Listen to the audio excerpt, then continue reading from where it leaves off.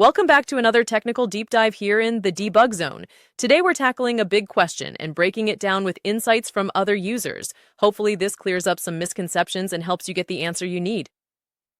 So buckle up, stay a little curious, and let's jump right in.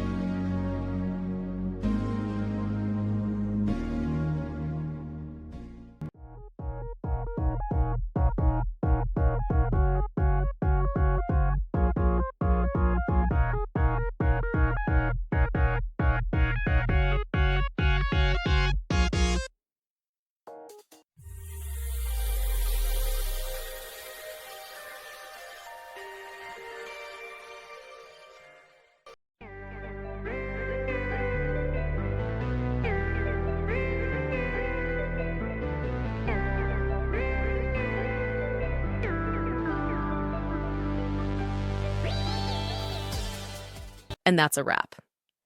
I hope you found the answer you were looking for. If you did, take a second to hit that subscribe button. It really helps out. And let me know in the comments which solution worked best for you. See you next time in the debug zone.